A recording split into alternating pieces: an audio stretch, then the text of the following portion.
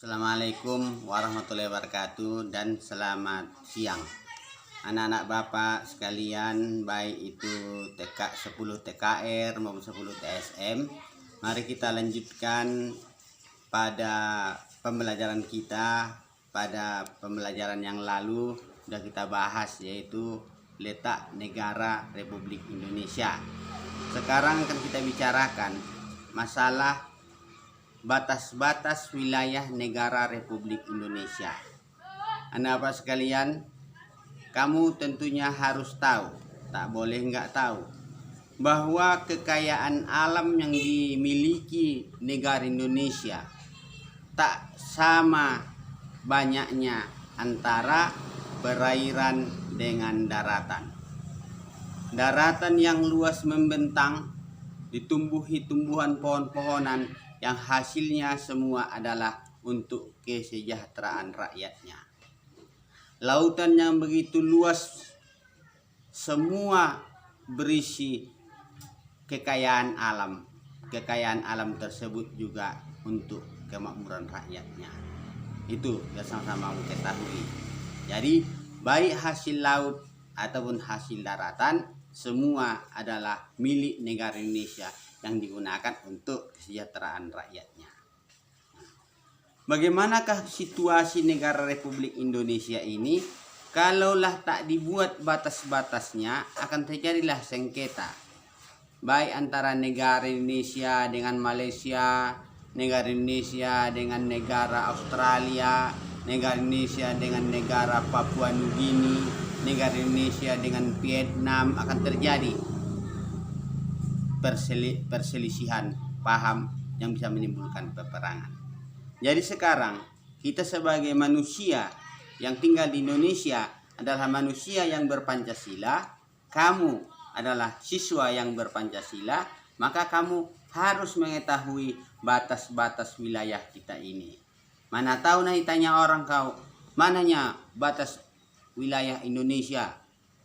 Ke utara, ke selatan, ke timur, ke barat. Tak ku tahu itu, kau bilang. Kan bisa jadi memalukan sama kita. Sementara kau diketahui orang sudah sekolah pada sekolah lanjutan tingkat atas.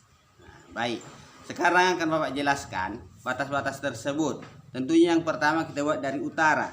Dari utara, negara Indonesia berbatasan dengan lautan Malaysia. Ya, sebelah utara negara Indonesia ini berbatasan dengan lautan Malaysia, kemudian laut Singapura, kemudian lagi laut Thailand, kemudian lagi laut Vietnam, kemudian lagi laut Filipina. Jadi antara Malaysia dengan Indonesia dibuat itu batas garis tengahnya. Didirikanlah di sana tiang mercusuar. Indonesia dengan Singapura dibuat batasnya. Kenapa? Supaya yang terjadi mereka mengambil hasil laut menyeberangi batas. Itu. Jadi kalau menyeberangi batas nelayan mereka, ya kita tangkap. Kalau nelayan kita menyeberang ke laut mereka, ya ditangkap. Makanya perlu dibuat batas. Zona-zona batas antar wilayah. Itulah batas sebelah ke utara. Sebelah ke selatan berbatasan dengan laut Timur Leste. Timur Leste. Nanti kau tengok televisi kau tahu, biar tahu kau jelas ada negara Timur Leste di paling dekat dengan wilayah Indonesia. Kemudian Samudra India, itu batasnya bagian ke sebelah selatan, ya. Ke negara Timur Leste dan juga dengan Samudra Hindia, itu batasnya bagian ke selatan. Misalkan ingatkan Bapak sekalian, jangan kita membodoh, kita tanya orang nanti awak udah sekolah SMK tak tahu batas-batas negara awak begawat kita, ya. Jangan sampai tak tahu.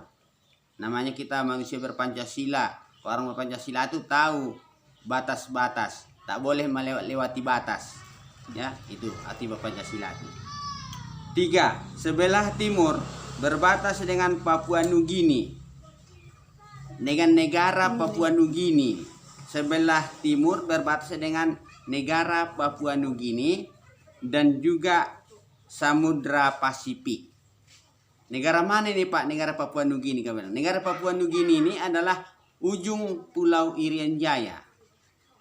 Di ujung Pulau Irian Jaya itu adalah negara Papua Nugini. Udah kesepakatan dibuat sudah batasnya sana, ada tapal batas dibikin mereka. Tak boleh lagi orang Papua Nugini melewati batas tersebut. Orang Irian Jaya pun tak boleh melewati batas itu. Sudah dibikin sana tapal batasnya. Itu di sebelah timur. Kemudian di sebelah barat dengan Samudra India. Sebelah barat semua bataskan dengan Samudra India. Sebelah mana itu Pak Samudra India itu? Kau bilang kalau kita tengok di peta, dia itu arah ke Aceh. Dari provinsi Aceh itu banyak lagi pulau-pulau kecil lagi terus ke sana sebagian barat namanya itu. Nampaklah di situ nanti yaitu Samudra India. Jadi perlu sama-sama kita mengetahuinya supaya kamu bisa jadi siswa yang baik, yang cerdas. Siswa yang cerdas menggambarkan bangsa yang cerdas. Kalau sudah siswanya cerdas, cara berpikirnya baik, maka nanti kamu bisa menjadi pewaris negara kita ini untuk kepada masa-masa mendatang.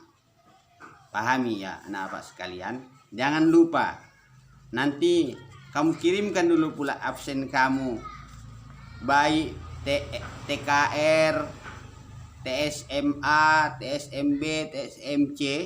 Belum ada grup kamu di WA Bapak TSMB sama TSMC. Tolong dulu kamu kirimkan itu biar bisa Bapak tahu berapa kamu yang ikut daring, berapa yang enggak. Nah, apa gunanya Pak? Siswa yang ikut daring akan Bapak kasih nilai plus dibanding dengan yang enggak ikut daring. Paham kan? Nah, Bapak tak Bapak membohong kalau itu Bapak bilang itu Bapak buat. Inilah yang Bapak sampaikan pada hari ini sebagai pertemuan kita yang kedua di bulan Oktober ini. Mungkin sampai demikian. Nah, nanti akan Bapak tanya kamu kembali pada pertemuan-pertemuan berikutnya. Untuk hari ini Pak cukupkan. Assalamualaikum warahmatullahi wabarakatuh dan selamat siang.